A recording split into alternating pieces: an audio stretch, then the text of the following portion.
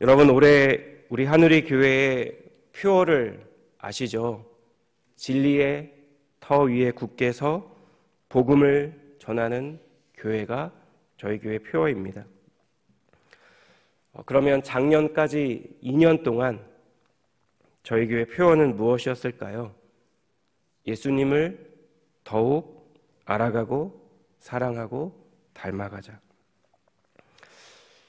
저는 개인적으로 이 표어를 갖고 교회를 위해서 기도할 때 이 표어가 굉장히 논리적이라는 생각을 많이 하게 됐습니다. 여러분, 우리가 예수님을 알면 어떻게 될까요? 주님을 사랑하게 됩니다. 주님이 나를 위해 어떤 일을 행하셨는지를 알게 된다면, 주님의 그 사랑을 알게 된다면 여러분, 우리도 주님을 사랑하게 될 것이 분명하기 때문입니다. 그리고 만약 우리가 주님을 사랑하게 되면 그 주님을 닮아가고 싶어지죠. 이것은 사랑하는 관계 안에서 나오는 너무나 당연한 반응이기 때문입니다. 여러분, 따라서 신앙생활에 있어서 첫 번째 걸음은 주님을 아는 것입니다. 모든 부모와 교육부에 계시는 모든 교사들의 첫 번째 역할과 사명은 우리 사랑하는 자녀에게, 그리고 우리 교육부에 있는 많은 학생들에게 예수님이 누구인지를 알려주고 가르쳐 주는 것입니다. 왜냐하면 주님을 올바르게 아는 것이 온전한 신앙을 갖는 첫 번째 걸음이 되기 때문입니다. 그런데 여러분, 오늘 이 본문에 등장하는 이 등장인물은 이름은 나오지 않는데요. 25절을 보시면 예루살렘 사람 중에서 어떤 사람이라고 언급하고 있습니다. 그는 어떤 사람이냐면 자신이 예수를, 그리고 메시아를 정확히 알고 있다라고 확신하는 사람입니다. 자신이 알고 있는 그 확실한 정보에 따르면, 근거와 이유에 따르면 예수는 메시아가 될 수 없다라고 단언하는 사람입니다. 이 사람뿐만 아니라 오늘 본문에 등장하는 사람들의 공통적인 특징은 예수님이 누구인지 잘 모른다는 것입니다. 여러분, 그렇다면 이렇게 예수님을 잘 모르기 때문에, 잘 모르니까 예수님을 사랑할 수가 없죠. 그분을 잘 모르니까 예수님을 경외할 수도 없습니다. 주님을 모르기 때문에 주님에 대해서 함부로 말하고 함부로 대했던 사람들이 있습니다. 그리고 이러한 사람들에 대한 오늘 본문의 말씀이 우리에게 분명히 전달하는 영적인 교훈이 있다라는 것입니다. 함께 읽은 이 본문의 말씀을 함께 살펴보며 이러한 사람들의 모습을 통해 우리 안에 회복되어야 하는 은혜와, 그리고 회복되어야 하는 사명이 무엇인지 함께 생각해보는 귀한 시간 되시기를 주님 이름으로 축복합니다. 첫 번째로, 우리에게는 매일 순간마다 주님을 발견하는 은혜가 필요합니다. 오늘 본문 25절을 보시면 요한이 예루살렘에 거하는 어떤 사람이 전하는 말을 이렇게 소개합니다. 예루살렘 사람 중에 어떤 사람이 말하되 이는 그들이 죽이고자 하는 그 사람이 아니냐? 여러분, 모든 질문은 대략 두 가지로 구분되죠. 몰라서 던지는 질문이 있고, 이미 알고 있는 사실에 대해 확인하기 위해 던지는 질문이 있습니다. 예루살렘에 살고 있는 어떤 사람이 던진 이 질문은 유대 동교 지도자들이 당시 예수님을 죽일 계획을 갖고 있다는 사실이 이 예루살렘에 거주하는 사람들 사이에 공공연하게 알려져 있었다는 사실을 암시하는 질문입니다. 그런데 이 사람 눈에 이해가 안 되는 것이 있었습니다. 26절을 보시면 보라, 드러나게 말하되 그들이 아무 말도 아니하는도다. 당국자들은 이 사람을 참으로 그리스도인인 줄 알았는가? 여러분, 예수라는 자에게 어떤 커다란 죄나 잘못이 있어서 그를 잡을 명분이 있고 이를 실행하고자 하는 의지와 계획이 있음에도 불구하고 백성들 앞에서는 침묵하고 있었던 종교 지도자들이 이해가 잘 되지 않는다는 것입니다. 왜일까요? 여러분, 당시 유대 랍비 사회에서 어떤 사안에 대한 침묵은 곧 시인과 인정을 의미했기 때문입니다. 그래서 이 사람은 26절 하반부에 보시면 당국자들이 이 사람을 참으로 그리스도인 줄 알았는가? 이렇게 한탄하며 묻고 있는 것입니다. 그런데 이 말을 하고 이어서 이 사람이 이렇게 말하죠. 본문 27절입니다. 그러나 우리는 이 사람이 어디서 왔는지 아노라. 그리스도께서 오실 때에는 어디서 오시는지 아는 자가 없으리라 하는지라. 여러분, 이 사람은 확신에 차서 예수님에 대해서 그리고 그리스도에 대해서 말하고 있습니다. 마치 예수에 대해 그리스도에 대해 다 알고 있는 것처럼 말하고 있습니다. 그런데 여러분, 사실이 아니죠. 여러분, 이 사람은 그리스도께서 오실 때 어디서 오는지 아는 자가 없다고 말합니다. 그리고 그렇게 생각하죠. 여러분, 마태복음 1장을 보시면 동방의 박사들이 별을 보고 유대인의 왕으로 나신 이에게 경배하기 위해 예루살렘을 찾아옵니다. 그래서 예루살렘이 큰 소동이 벌어지죠. 그리스도께서 어디서 나겠느냐? 이렇게 묻는 헤롯 왕에게 당시의 서기관들이 인용한 말씀이 미가 5장 2절입니다. 베들레헴 에브라다야, 너는 유다 족속 중에서 작을지라도 이스라엘을 다스릴 자가 내게로 나올 것이라. 그의 근본은 상고의 영원에 있느니라. 여러분, 이것은 무엇을 의미할까요? 헤롯 왕 때의 서기관들은 메시아가 베들레헴에서 태어날 것을 알고 있었습니다. 오늘 본문에 나오는 이 사람은 자기 스스로는 메시아에 대해서 알고 있다고 생각하지만 실제로는 메시아를 모르는 사람이었습니다. 그리고 이것이 당시 유대인들의 영적인 상태였습니다. 자, 그렇다면 여러분, 이 자는 예수님에 대해서는 알았을까요?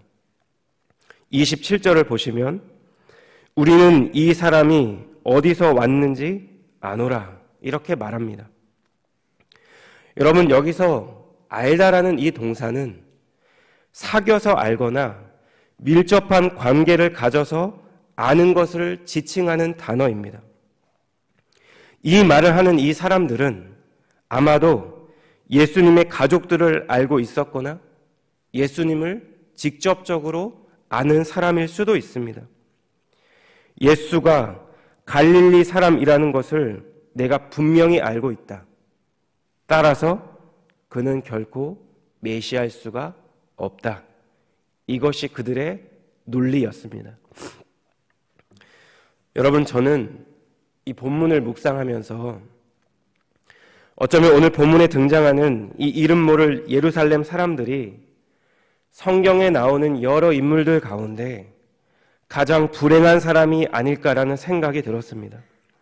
왜냐하면 그들은 분명히 예수님을 만났고 자신들이 그를 안다고 생각할 만큼 그와 관계도 있었고 친분도 있었지만 자신의 눈앞에 예수가 누구인지 그분이 어떤 존재인지 몰랐기 때문입니다.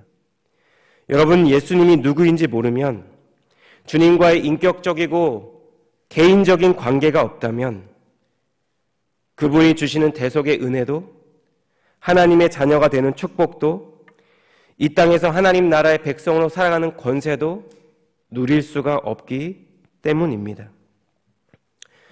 여러분, 그렇다면 오늘 이 본문의 말씀은 이미 예수님을 나의 구원자와 나의 주인으로 고백하는, 예수님을 이미 알고 있고 예수님을 이미 만난 저와 여러분들에게 과연 어떤 의미가 있을까요? 여러분, 먼저는 내가 진짜 예수님을 알고 있는지, 내가 주님을 사랑하고 있는지를 확인해야 합니다. 주님을 안다는 것은 주님의 이름을 아는 것이 아니라 주님의 뜻과 주님의 마음을 아는 것입니다. 나를 사랑하시는 주님의 사랑을 아는 것이고 나도 주님을 그렇게 사랑하는 것입니다. 지난 화요일 오후에 저희 사우스웨스턴 신학교에서 한인 학생의 개강 예배가 있었습니다. 저희 담임 목사님께서 말씀을 전해주시고 저희 교회에서 저녁 식사를 우리 학생회에 대접해 주셨습니다. 그때 목사님께서 전해주신 말씀이 제 개인적으로 그리고 학생들에게 큰 격려와 동시에 도전이 되었습니다. 여러분, 요한복음 21장에 갈릴리 호숫가의 제자들을 찾아가신 예수님께서 베드로에게 3가지 질문을 하셨고 그리고 3가지 사명을 말씀해 주셨죠. 여러분, 결국 우리에게 교회를 섬기고 주님을 위해 살기로 결단한 신학생과 목회자들에게 그리스도의 몸을 이루고 있는 성도님들 모두에게 가장 필요한 것은 주님을 향한 사랑이라는 말씀이었습니다. 여러분, 우리가 주님을 안다는 것은 주님을 사랑한다는 것입니다. 어느 찬양의 가사처럼 주님의 그 사랑이 나를 숨쉬게 하는 것입니다. 매일매일의 삶 가운데 주님의 사랑 안에 거하는 것입니다. 주님을 사랑한다면 주님을 매일 찾게 될 것이고 주님의 뜻을 구하게 될 것이고 주님의 임재를 사모하게 될 것입니다. 왜냐하면 주님께서 주님을 사랑하는 저희 안에 이러한 갈망들을 허락해 주실 것이기 때문입니다. 나는 정말 주님을 사랑하고 있을까? 매일매일의 삶 가운데 주님을 발견하며 살아가고 있는가? 라는 이 질문을 묵상하는 가운데 제가 마태복음에 나오는 한 가지 비유가 떠올랐습니다. 마태복음 25장에 나오는 양과 염소의 비유인데요.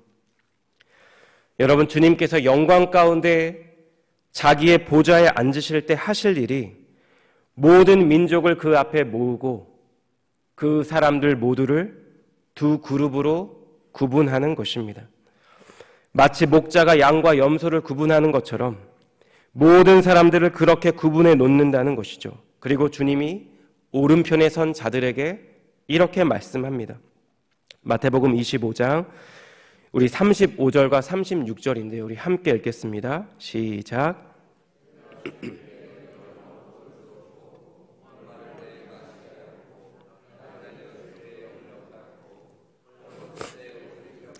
병들었을 때에 돌보았고 옥에 갇혔을 때에 와서 보았느니라.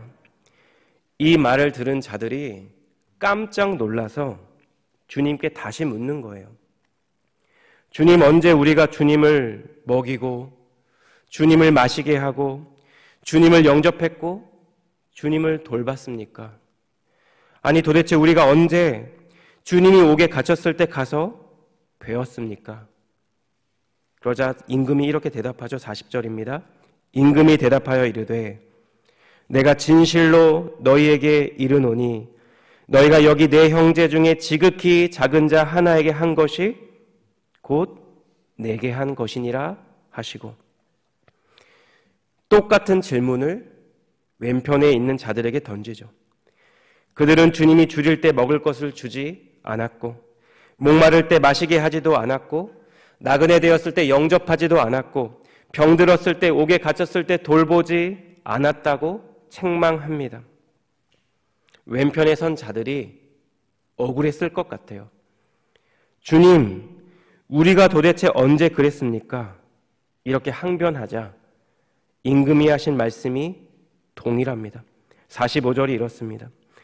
이에 임금이 대답하여 이르시되 내가 진실로 너희에게 이르노니 이 지극히 작은 자 하나에게 하지 아니한 것이 곧 내게 하지 아니한 것이니라 하시리니. 여러분, 동부와 서부에 비하면 굉장히 적은데요. 달라스에서 차를 운전하다가 교차로에서 혹은 다리 밑에 잠시 정차할 때가 되면 발견하게 되는 분들이 있습니다. 노숙자 분들이죠. 제가 항상 그런 것은 결코 아닌데요. 저는 종종 예수님이 저 사람의 모습으로 지금 저기에 서 계신 것은 아닐까라는 생각이 종종 들 때가 있습니다. 그리고 그런 감동이 들 때면 갖고 있는 현금을 조금이라도 그분들에게 드릴 때가 있습니다.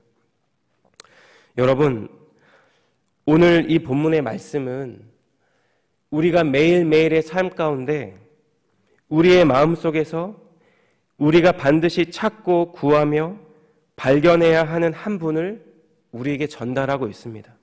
예수님이죠. 예수님을 발견한다는 것, 예수님을 안다는 것은 그분의 생각을 아는 것이고 그분의 마음을 공감하는 것입니다.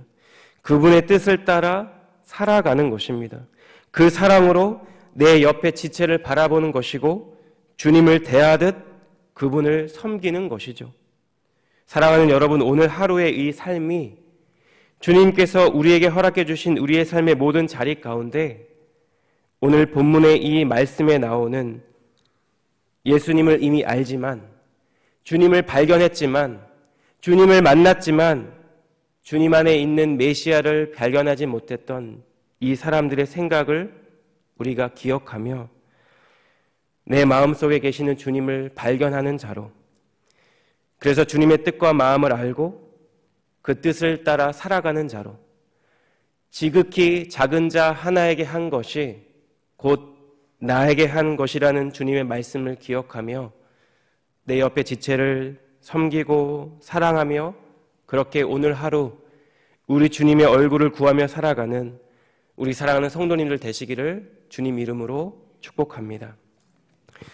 두 번째로, 오늘 이 본문의 말씀이 전달하고 있는 교훈은 우리에게는 복음을 전하는 사명의 회복이 필요하다라는 것입니다.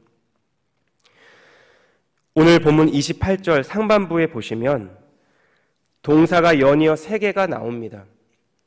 예수께서 성전에서 가르치시며 외쳐 이르시되, 요한이 전달하려고 하는 예수님의 어떤 중요한 말씀이 있다는 것이겠죠.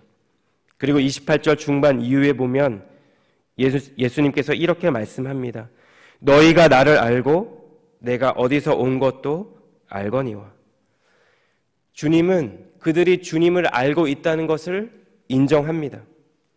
아마도 나사렛 출신이고 목수의 아들이라는 기본적인 정보겠죠. 그런데 예수님에 대한 더 본질적이고 더 중요한 사실은 그 다음에 언급되고 있습니다. 28절 중반부터 29절을 읽겠습니다. 내가 스스로 온 것이 아니니라. 나를 보내신 이는 참되시니 너희는 그를 알지 못하나 나는 아노니 이는 내가 그에게서 났고 그가 나를 보냈음이라 하시니. 여러분, 예수님은 자기 스스로 온 것이 아니라 누군가에 의해 보냄을 받아 왔다라고 말씀하고 있습니다. 여러분, 그분은 참되시며 유대인들은 그분을 모르지만 예수님 자신은 그분을 안다라고 말씀합니다. 여러분, 여기서 나오는 안다라는 이 말도 27절에 나온 동사처럼 사귀어서 아는 것, 밀접한 관계를 가짐으로 아는 것을 의미하는 동사입니다. 예수님의 이 말씀을 보면 유대인들은 주님을 본질적으로 잘 모르고 있죠.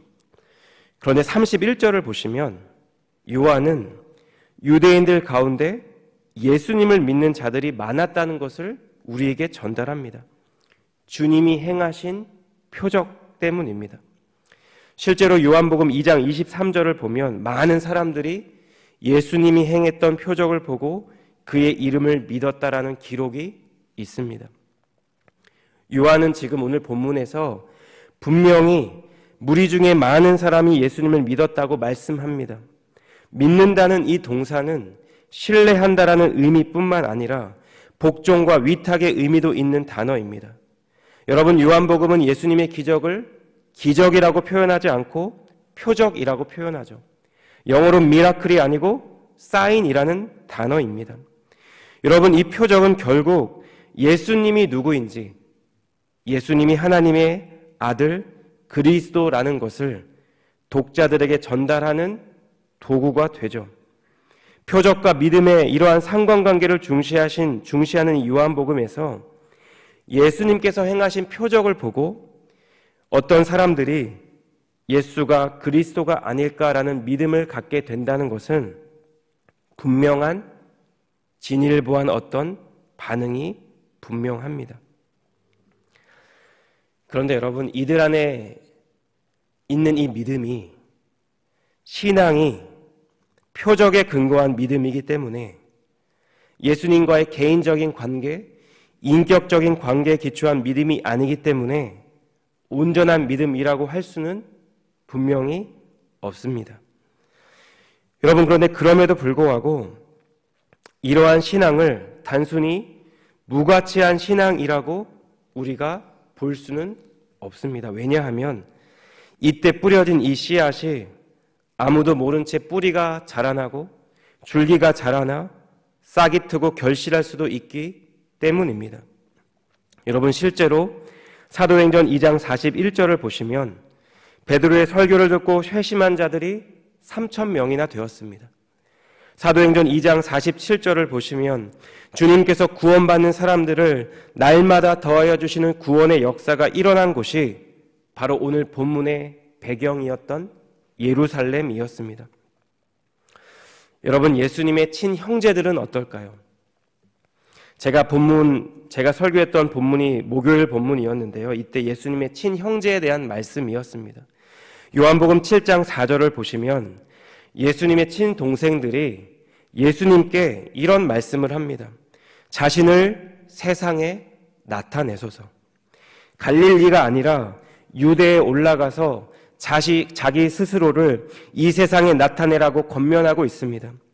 여러분, 이들은 자신의 바람대로 자신의 친형이 정치적 메시아일 수도 있지 않을까라는 생각을 했던 자들입니다.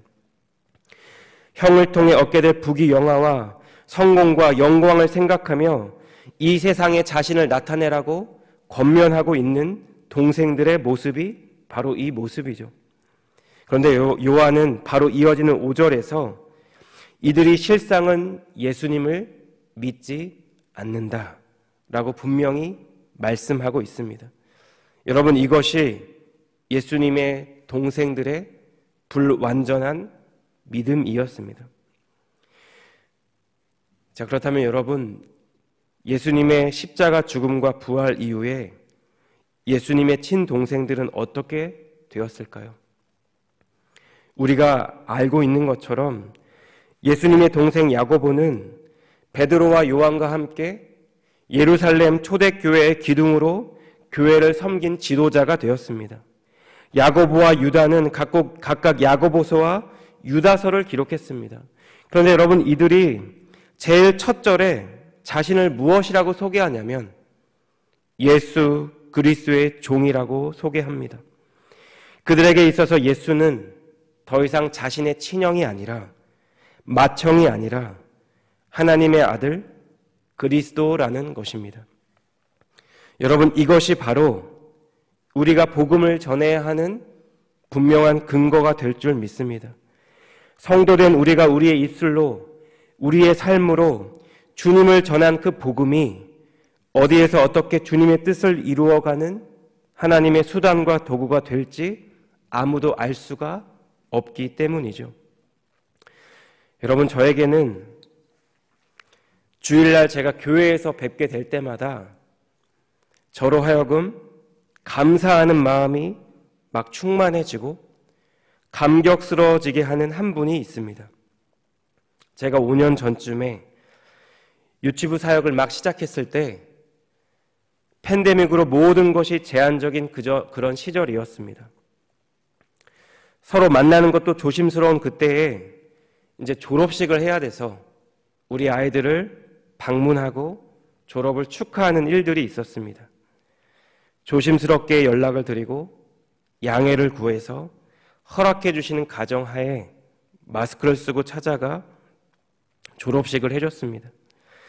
그때 방문한 한 가정의 자매님께서 자기 남편이 자기와 아이들이 교회에 나가는 것은 허락해주고 있는데 자기는 교회에 나오지 않고 있다. 남편이 교회에 나오면 좋겠다라는 기도 제목을 저에게 나눠주셨습니다. 그리고 그 기도 제목을 듣고 사실 그분을 위해 늘 생각하고 지속적으로 기도한 것도 아니었습니다.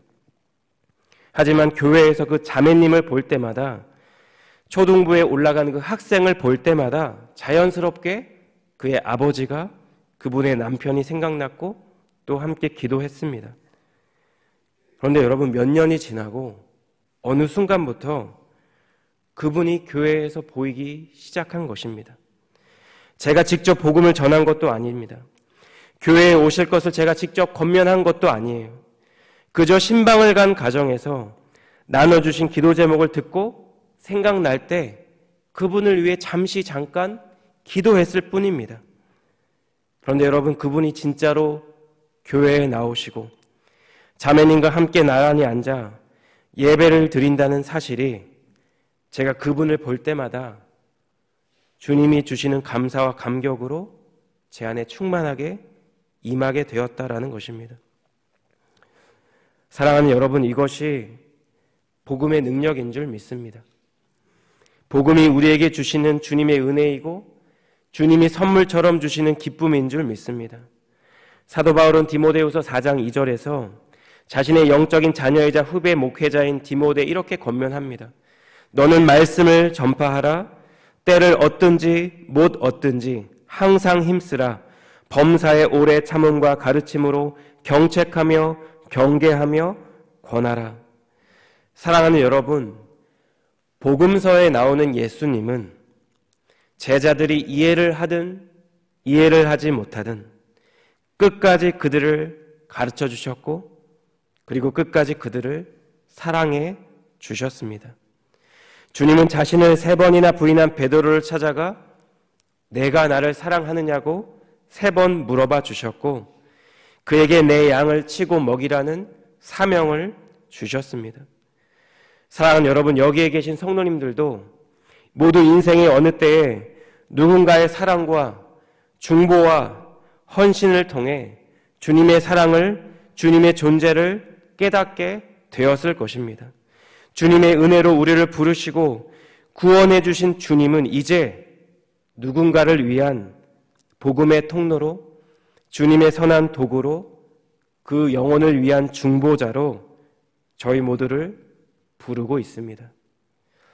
오늘 이 본문의 말씀이 우리에게 권면하고 도전하고 있는 것처럼 날마다 내 안에 계신 예수님을 새롭게 만나고 주님께서 새롭게 부어주시는 은혜와 사랑으로 충만하여 귀한 복음의 통로로 주님의 사랑을 전하는 귀한 전도자로 하나님께 존귀하게 사용되고 쓰임받는 저와 우리 사랑하는 모든 성도님들 되시기를 우리 주님 이름으로 축복합니다. 우리 이 시간 함께 찬양 한 곡 드리고 기도하는 시간을 갖기를 원합니다. 여러분 혹시 지난주 토요일에 함께 드렸던 찬양을 기억하시나요? 주님을 보게 하소서라는 찬양입니다. 이 찬양의 후렴에도 나오는 가사인데요. 주님, 내 뜻과 내 생각을 내려놓고 주님을 보기 원합니다. 주님의 음성 듣기를 원합니다. 주님의 부르심 가운데 믿음으로 나아가게 되기를 원합니다.